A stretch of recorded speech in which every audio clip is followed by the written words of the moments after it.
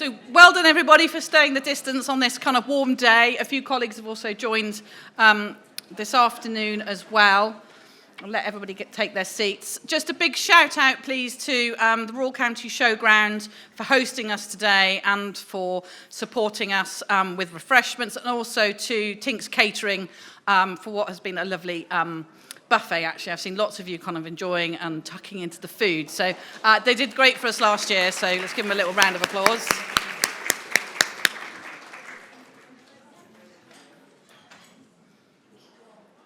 So you may see on the agenda it says raffle. Now the raffle's turned into something else actually. We did think about a raffle actually, and we had a really great blue sky moment where we were thinking about different raffle prizes, fridges, all sorts. But actually, this time last year at the conference, when Kate Shields, who's our head of health in Cornwall, was able to join us, she challenged us to maybe we should walk for dementia. And especially this year, I think it's challenging. Money for health and social care is kind of challenging. So this year, as the chair of the Dementia Partnership, I felt that as a partnership, despite the challenging and kind of funding, that all of us who are part of the partnership and Team Dementia, we wanted to show people living with dementia and their carers that we haven't given up actually, and that we're going to carry on trying to make the improvements. And so this year, we're coming together to organise our own fundraiser. So just wanted to, now I hope I explain this properly. Oh, and here's Tamsin, who's going to come up with Kate in a second. I've got two great people to join me as well. So this year, it's the first year we've kind of done a fundraiser. So I'm hoping that you find the QR code to the delegate pack and find out a little bit more. But essentially, we are setting ourselves a challenge as a partnership to walk for dementia. And essentially, what we're looking for is at least a team of 100 people. I'm hoping we're going to smash it, but we're looking for 100 people to sign up to commit to walk 100 miles over the summer period. And this is an inclusive walk, so you can do the walk in your own kind of challenge. Now, Paul has told me he's going to run it in 2 days. I personally am going to set myself the target perhaps of a mile a day. So it's a walking challenge that we're asking people to join us on. And the idea of 100 miles and at least 100 people to sign up is because that equals 10,000 miles in total. And just under 10,000 is the estimated number of people living with dementia in Cornwall. And so we wanted to smash at least a mile for each person living with dementia in Cornwall. So we're looking for people to kind of sign up to our team. You can join in with your furry friends. You can join in with your human friends. You can organise the walks in your own time. And thank you very much to one of our local charities who's part of our partnership, Memory Matters, who will be holding the funds for us this year as part of our GoFundMe kind of page. So the only kind of real rules are that you've got to walk at least 100 kind of miles, got to be completed and by the sort of 19th of August, and the challenge is over the summer. And we're asking everybody who wants to sign up and join us in this challenge to try and raise at least £50 each. Now you might say, well, why are we raising money? And as I said, this year as a partnership, we want to show that we're still showing up for people with dementia and we're not put off by the fact that we struggle to find funding. But one of the things we know from the 2023 Hear Our Voice report, which was a report led by Healthwatch Cornwall and the Memory Cafes, really they gave us some feedback. And some of that feedback included recommendations to include practical advice, signposting, awareness raising, information and education. And as you see from today, there are lots of services. And people ask me all the time, well, where can I go and look to find out about these services? So what we want to raise money for is a Cornwall dementia website, so that we can have one website that links through to all the services. Now, we know that not everybody has the digital skills, but we have got a talk in a second about digital skills, actually. But the idea is that at least it will help somebody that can access the website to signpost, print off leaflets, also help health and social care professionals. So, the fundraising, we're aiming to get together £5,000. And there's a few of us signed up. We are signed up. We've got a bit competitive, actually, over how much we're each kind of raising. So if any of you are interested in joining and getting fit like me for the summer and want to set aside a challenge, then please do let us know. I'm pleased to say that we've got lovely Tamsin Anderson, who's the Chief Operating Officer for Cornwall Foundation Trust, and she's agreed to join in the fundraiser. So lots of us in healthcare putting our money where our mouth is and getting walking this year as part of a fundraiser and just getting kind of fit, really. A big shout out to the Sensory Trust. Some of you may have seen the stand and heard, where are you? Yeah, and heard during the Care and Share event that there are actually dementia-friendly walks in Cornwall. And I'm hoping to incorporate some of my miles with the Sensory Trust, but also perhaps to get out and visit some people from the memory cafes. So I'm looking forward to getting out over the county and getting my kind of boots on, but also walking with friends and family and colleagues and volunteers. So please sign up. I think we've got, I don't know what we've got so far, Kate. We've got £355 so far, and we've got 7 walkers signed up. So please help me. I've got to get 100 people, looking for 100 people to sign up to commit to a walking kind of challenge. So if any of you think you can either be a walker or a sponsor, then please do get in touch. And hopefully, this time next year at the conference, I'd love to be launching a Cornwall dementia website. So, Alison, sorry, I'd quite like to cascade this to lots of people that I know. Perfect. How can I do that? Shall I help? Yeah, we'll help. Yeah. If you go onto the Just Giving page and click that, it will give all the information, and then right at the bottom it says share this, and you can share it across any platform that you want.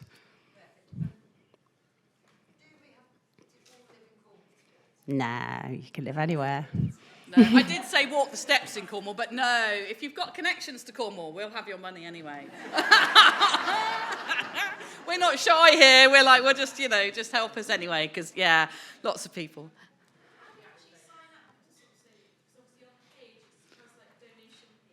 Mm-hmm. Ooh. So we've got a link to an easy sign-up guide, which we can send out. What we can do is send out this guide, but basically go onto the page and you can set up your own fundraising page that puts it underneath the banner of Walking for Cornwall. Does that make sense? Anybody get stuck? Just come and grab us. Come and grab us, or drop me. Yeah, just click Start Fundraising. And you click. It does ask you for what's the activity. You put in walking. You put in your own activity, and you put in kind of walking, and away you go. And you just, this is it for the summer. We get walking. And we're hoping that everybody will share lots of fantastic kind of pictures of walks and things. So if you want to be part of our 100 team to get us out up to our 10,000 mile challenge for basically a step for each person living with dementia. It'd be amazing at this time at the conference next year to have launched the dementia website, to bring together all of the fantastic services you've heard today, the NHS, Council, Memory Matters, Disability Cornwall, Alzheimer Society, all amazing centres, just all these fantastic things to get them sort of linked just to one kind of web page, and it can grow from there, really. So please, if anybody wants to join us, be really grateful, because I'm not very fit, so it's going to be good fun, I think. Just to join me this afternoon, I'm really pleased that we've got Dr Tamsin Anderson, and I've got Kate Alcock as well from the council to come up on stage and just to kind of say a few words to show their support. Come on, guys. So, Kate Alcock, I always get your title wrong, so you're the... Oh, yeah. You ladies introduce yourself, but it's really great that you'd come and join us this afternoon. Thanks, Alison. I'm one of the great roped in today, so apologies for no slides or links to things, but I can talk to you a little bit about what we're doing at the council. So I'm Kate Alcock, I'm Head of Commissioning for Older People and Carers for Adult Social Care. And my responsibilities include making sure that we've got the support we need in Cornwall for our carers of people with dementia. So Alison and I have been working together for a couple of years now on looking at the dementia strategy. Alison talked about the Hear Our Voice report that was created by Healthwatch to enable us to develop the strategy. And at last year's conference, we got some great feedback from members of the group to help enhance the strategy, which was published shortly after the last year's conference. So since that time, we've been doing lots of great work. There's a steering group that includes adult social care and NHS colleagues, as well as people with lived experience. And so that delivery group has been really supporting the objectives of the strategy. So in the last 12 months or so, we have established the Dementia Together team. So there's a great team of advisors that are supporting people living with dementia and their carers. Paul's going to be talking a little bit later about some of the education work that's happened as part of the implementation of the strategy. Some of you might be familiar with the STAR project, which is a new project that was created as part of the strategy implementation, which is about short-term temporary respite for carers to access during periods of crisis or times where they might need a break from their caring role. So we're really excited about that project. It's something that's been created based on the feedback that we've received from carers directly. In the last year, the service has had about 65 people use that support. There's been 80 nights of respite delivered and nearly 300 hours of home care provided for people to allow carers to have a break. So there's some really tangible deliverables around the strategy implementation. Leading on from that strategy, we've got a new supported and specialist housing strategy, which is really setting the direction for the future accommodation with care offer for people living with dementia. So as part of that strategy, we're looking at how we build some new services in Cornwall. Those will be extra care services, but also care home services that will include quite complex support for people living with dementia. So we're really excited about that. We're just about to launch a massive tender. It's worth about £1.8 billion of investment coming into Cornwall for us to build new care homes and extra care services. And all of that is part of the implementation of the strategy. So we're very excited about that. Another part of the strategy was our technology-enabled care strategy delivery. So we're just putting the final touches on that strategy at the moment. But that will really be about how we can deliver at pace and scale a new technology-enabled care offer. So really starting to think about how we can use technology to enhance people's experience, to improve their well-being and their access to independence. So these are all really big things that have come out of the strategy since we last talked about it with you last year, which we're really pleased about. I also would be remiss if I didn't mention the carer strategy. So some of you will be familiar with the Cornwall Cares for Carers strategy, which is our current strategy across the health and social care system in Cornwall. And we just started our engagement with carers on our future strategy. So this is going to be an all-age strategy that is a joint strategy across health and social care. And that will really take on board the voice of carers. So there'll be a Let's Talk Cornwall survey, which is already available. So if you Google Let's Talk Cornwall, it will bring up the landing page. I'll make sure there's some links to that in the materials from today. If you ever go on there, it would ask lots of really important questions about how carers need to be supported, what's important, where the gaps are. We're really keen on hearing from all of you about what you think those things are so that we can use all of that intelligence to help us write the new strategy, but also to develop the new service delivery model for carers from 2026 onwards. Just a bit of plug for Carers Partnership Board. I know Sandra mentioned that earlier as the chair. Very good.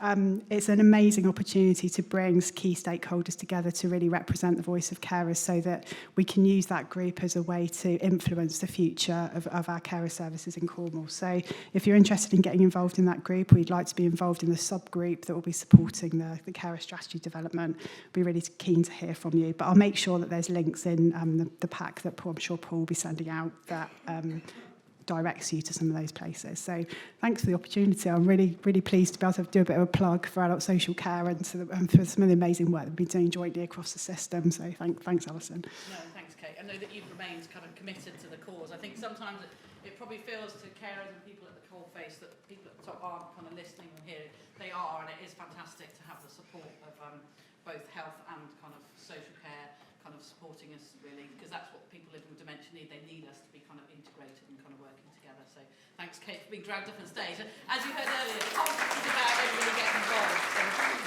And I'll hand over to fellow kind of GP with me. I've known Tamsin a long time. She, in her former life, she was actually the dementia lead, I believe. Yeah, I was. Many kind of moons ago. But is now actually the Chief Operating Officer of Cornwall Foundation Trust, who provide our community services, specialist services. Tamsin can probably tell us everything that you kind of provide, just a few bite size, and just maybe an update on what's this term neighbourhood team. Yeah. What's a neighbourhood team, Tamsin? You won't be surprised, that's one at the top of my agenda to just talk about a bit today. So thank you so much for having me today and inviting me to come along. Actually, Alison knows this is a bit of a place dear to heart, because having done those years of work, both as a practising GP in Newquay for many years, and then both in the CCG as was then, and now with Cornwall Foundation Trust, and since being their Chief Operating Officer, I get the opportunity to have met many people across the years, and actually some events like today is like this is your life sometimes. You meet lots of people you haven't seen for ages, and it's really lovely. But it also just helps to reframe things back in the why do we do what we do. So if I go back to listening to people working as a GP, and you quite often hear, well, you know, there's nothing out there, and I hear people describe things, I'm doing this all on my own. And actually, when we talk about neighbourhood team, it's very much recognising that actually we're all part of a community, a place in which we live, and a societal support network that for most people, nobody really wants to be ill, do they? So our ill health service is designed all about if you're ill, you get support. Actually, we really want to shove it the other way and say, well, how do you stay well? How do you stay supported and engaged? And all of the things that cognitively and happily, most of the things that cognitively keep you healthy also happen to physically keep you healthy. So who knew that could be a thing? And obviously as a GP, this sort of artificial separation of physical health goes this way and mental health goes this way, it's all a bit bonkers. So from a generalist perspective, if you can show me someone whose mind isn't attached to their body, then that'll work, won't it? But that's not reality. So actually what we're looking at is how do we wrap our services around the people we're caring for in their place. And I'm really glad Kate went first, because Kate does that whole, this is the strategy of the things we're going to deliver, and my job is then do it. so actually, I have a bit of a, feel a bit Jean-Luc Picard, make it so. And so actually all of the things that Kate's talking about then become tools that we can use in our service delivery that allow us to change the way that we're delivering services for people. So listening to Kate describe the innovations in the digital infrastructure that helps support people to live more independent lives is super exciting for me as somebody working alongside services, both within primary and community care, because although in CFT we provide the specialist end of the services, obviously our relationships and our interfaces are with our VCSE colleagues, our GP colleagues, and all the people, and our carers and the people that we're supporting, all wrapped around the folk in those places. So neighbourhood team is a new language coming out, but for most of you, that will be quite a familiar term, a neighbourhood, I should imagine. And you'll all recognise, yes, I live in one of those. And really what this is about saying is, well, that's actually where everything should happen. And I reflect on, the last 5 years living through a pandemic. There won't be many, we hope this happens once every 100 years. So the big flu pandemic of 1914 was the last one. And if you look at sort of the way history predicts, that's about how often you get a pandemic. So I'm going to touch wood here because I really don't want another one in my lifetime. Thank you very much. Once was enough. But you can sort of think like that. So these 5 years have been very acute focused. So pandemic hit, it's a very big respiratory disease. We all look to the intensivists and are led by ICU, basically. And actually, that was a necessity.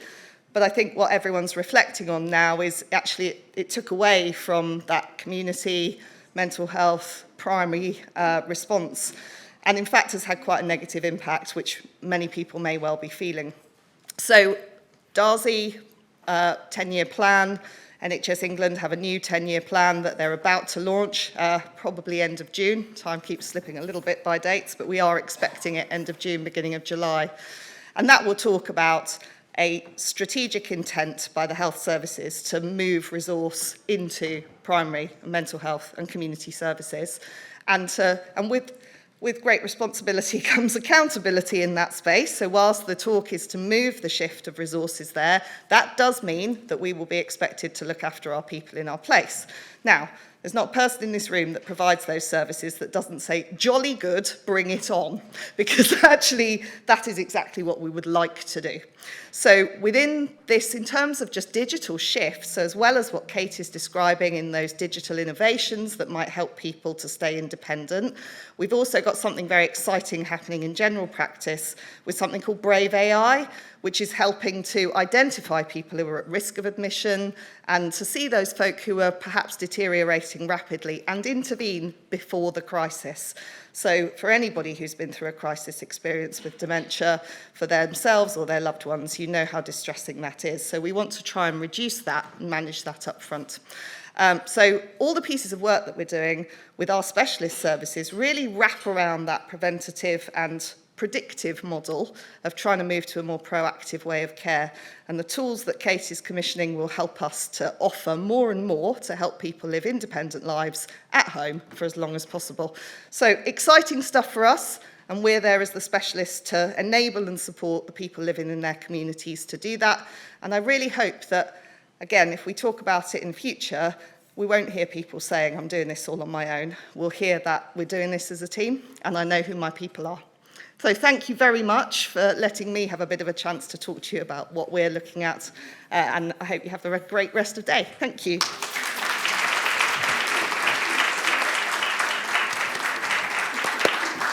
No, it's almost as if we planned this, but actually we didn't. But I'm really pleased to announce our next speaker, Dr Gillian Horne from the Rowcroft Hospice, who's actually going to talk to us about digital technology and dementia.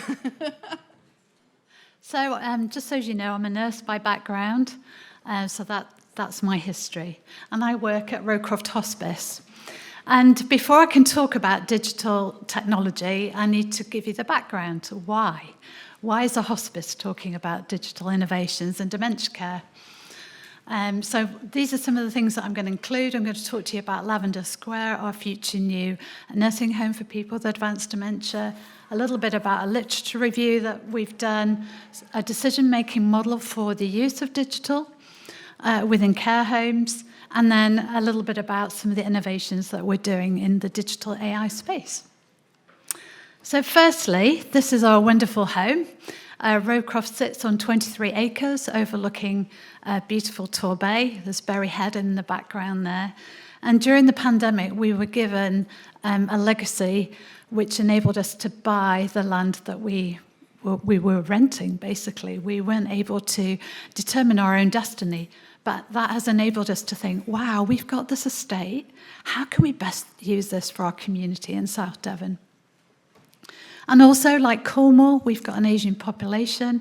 We want, as a hospice, to deliver more care to more people for our community. So we looked at different options, and we recognised that just in Torbay alone, there's a shortage of 300 nursing home beds. That's crazy, isn't it? And we've got this land, so that's why we thought, let's build a nursing home. This is our hospice as it stands at the moment. It was never purpose-built, so part of our estate plans are to actually we're going to add an extension. We'll make use of the old building and we'll repurpose it. So this is just an artist impression of the future new hospice with 14 single rooms, which for those of you within healthcare, you'll know how important during COVID was the use of single rooms. And unfortunately, we're a ward-based hospice, which was really challenging, particularly for me at the time as Director of Patient Care. So one of the things that we did in thinking about, okay, we're going to set up a nursing home for people with advanced dementia. What do they want from that nursing home? Before we even design it, what do we want? So we asked people, and this is a word cloud of some of the things that they wanted, particularly for people who were coming to live there with dementia. And I'm sure most of those things won't be a surprise to you in this room. And then we thought, well, what's the care model going to be? We want to build the building that fits the care model that we want to deliver, not the other way around, because that's got to come first. So that's just a high-level statement about the care model. That Health Watch Torbay has criticised, critiqued, not criticised, actually. They were very favourably towards it, but also really challenged us about outcome measures. So we've even got our outcome measures ready, including love. They wanted us to add in that residents in the care home one of the outcomes should be that they feel loved. So that was lovely. So this is an artist impression of the future nursing home, as I say, for people with advanced dementia and complex nursing needs. It's based on the De Hoogvig model. For those of you who know, De Hoogvig Dementia Village in the Netherlands is very much focused on small units of care. So what we're proposing is 6 homes for 10 residents. And that enables us to mix and match people in terms of their interest, but also in terms of their care needs.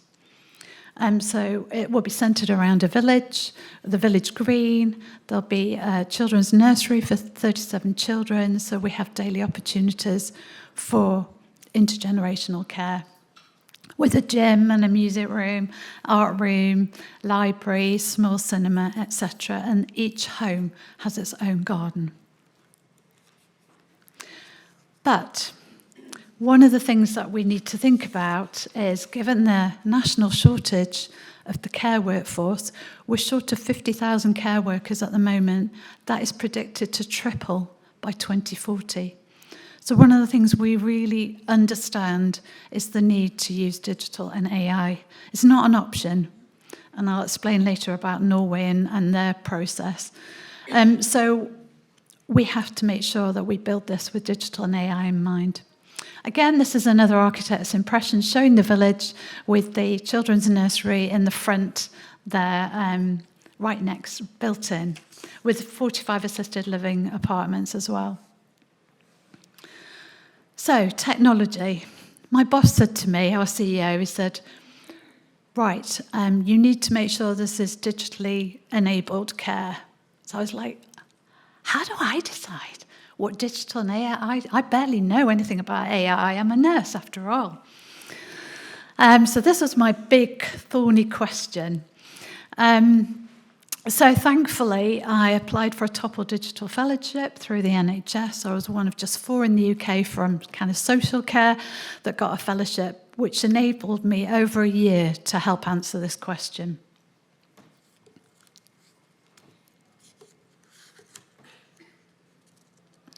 So over the year, this is the methodology I used. We did a number of different activities to try and grapple with this problem.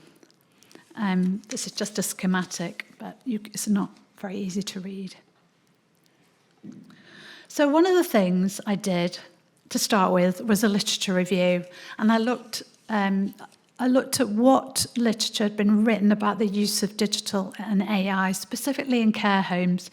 There was over 110 articles, 21 of which met the search criteria, and unfortunately, most of the research was not in the UK, which I think that's a real shame and a real challenge for us.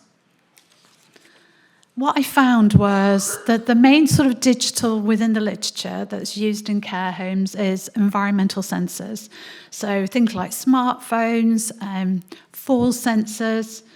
Wearables are used in some homes as well for monitoring blood pressures, etc. Air tags for wanderers. There was also literature about combined digital technology, so that was things like telemedicine attached to a stethoscope, so a GP could actually listen to somebody's chest remotely. Social and assistive robots, and I'm sure many in this room have already met Para the Seal and other robots that are really helpful and comforting for residents. And then there was also healthcare data analytics, things like that have just been mentioned by my colleague who stood up earlier, looking at predictive themes. So being able to see if somebody's behaviour is showing that they're deteriorating. So that's really exciting. When I was reading the literature, I came across a lot of ethical challenges. And as a nurse, this was really important to me to understand. So if we're looking at the use of digital and AI, one of the key things is acceptability by residents, by users, whether that's in a care home or a private home, and also by staff. There's a lot of myths, there's a lot of fears out there. There's also, not surprisingly, issues around consent, privacy, safety. And also a big one in the literature was support and resources, organisational support, the right culture, but also IT support. How many care homes do we know that have their own dedicated IT? Not many near where I live. Then practicalities, power supply. It takes a lot of power to use some of this digital tech. And sufficient broadband. I know many of our local care homes don't have broadband that work. The Wi-Fi doesn't always work. And that's really important for the use of digital and AI. And interestingly, in looking at acceptability, what the literature said was if you get families and staff on board, they will help the residents to understand it and to use it. There's loads more I could say about that, but I won't in the short time I have. Then in terms of the sort of overall findings of the literature, what I found was there's very few longitudinal studies. There isn't significant evidence about the use of digital and AI, except for things like the robots, like Para the Seal. So that's a challenge for us to get doing some research. Also, there's minimal maintenance, minimal guidance for staff in the use of digital and AI, and we are lacking in skills. As I say, it took me to do a digital fellowship to even understand what AI was. And it's really important in the literature, it says, to engage our staff and our residents in the use of digital and AI. So what did we do? What else did we do in this project? So we did 4 workshops with people with experience of dementia. So it was people living with early stage dementia, families, carers, and staff. And we asked them, what is important to you in terms of digital and AI? And I must say, we had to start off in our first workshop and explain what digital and AI was. Once they grasped that, they had oodles of things to say about this.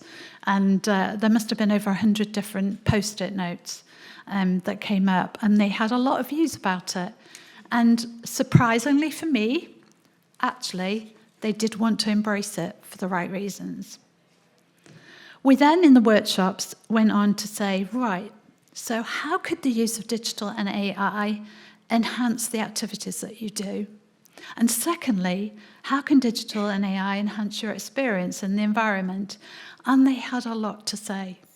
Families were really keen that we used AI to give quality care to their loved ones. People living with dementia said, if it gives me more freedom and control about my care, yes, I want to use it. And they had some great ideas. This is just a snapshot of what they said.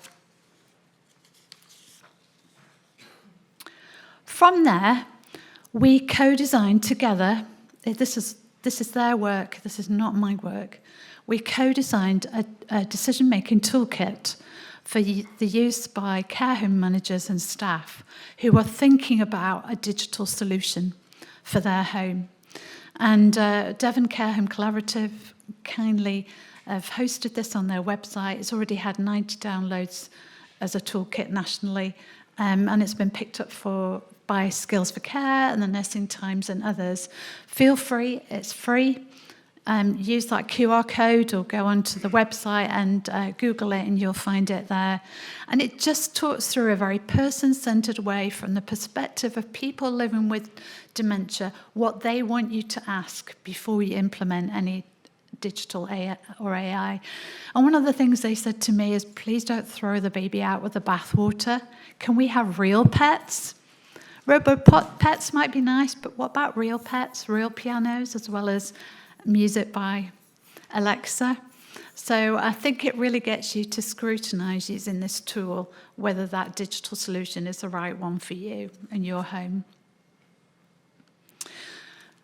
So when we were going around different care homes across the UK, when we were thinking about designing our home, I went and spent a couple of weeks in my holidays working in care homes.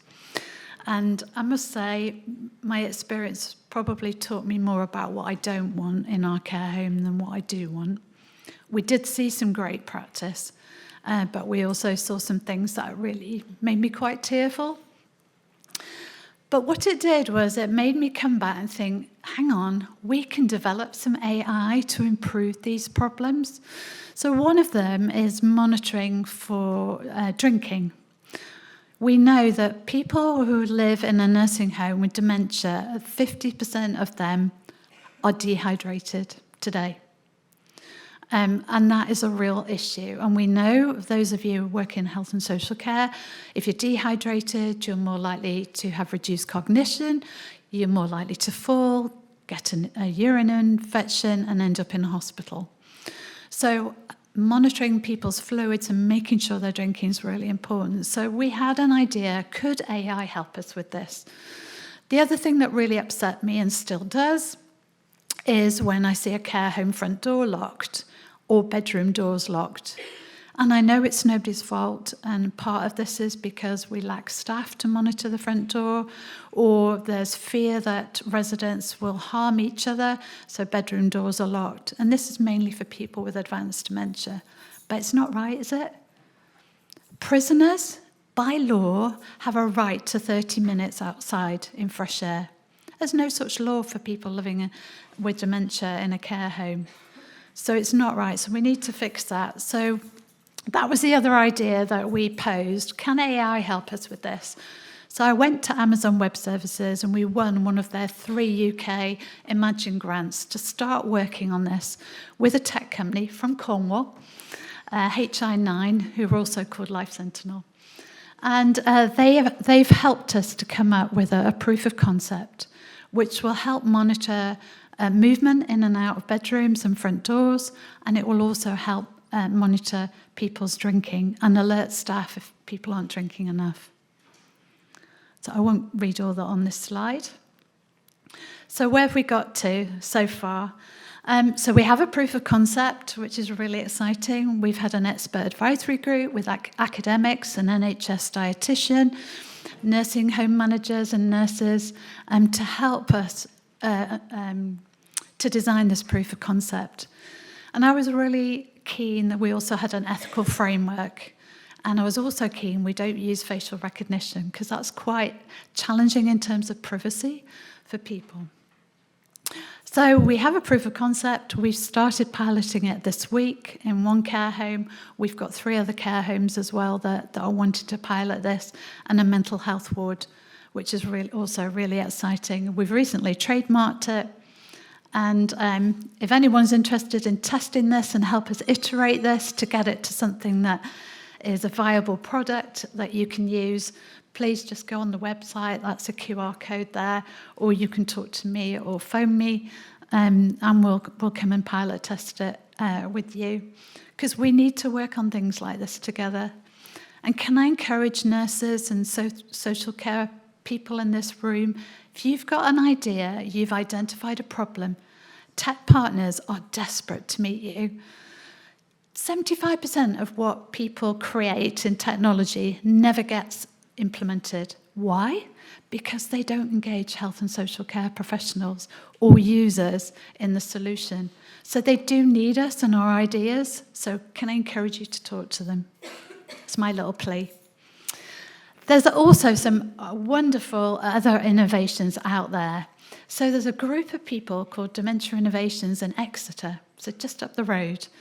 And they're people living with dementia who have been writing their diaries about their experience of being diagnosed with dementia and living with dementia.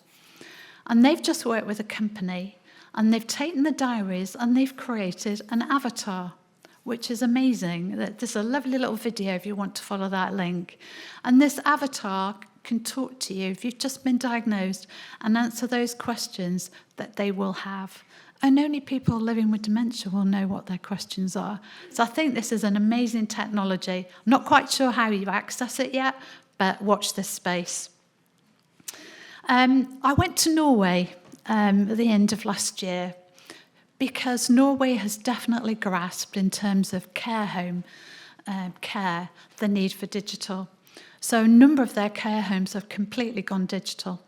So this shows a residence room where they're using sensors, and they can show if somebody's moved, so that they can go and help them if they need help. And also what it's done is it's cut down those hourly rounds at night and then being disturbed so they can get proper sleep. So they're doing digital monitoring at night. It's phenomenal. And we talked to some of the residents, and it's really helped their quality of sleep. So there's those things. And then whilst we're in Norway, there was a few other things that I picked up. This incontinence one is amazing. It's a sensor strip. It tests for humidity and heat, so that instead of disturbing a resident in a home at night to check if they're wet, the sensor will tell you. I mean, simple things like that can make a big difference to how we provide quality of care for people and dignity, and also enable more care for those things that only carers can do. So I think that's me, but I'm hoping that there's time for some Q&A if anyone's got any questions.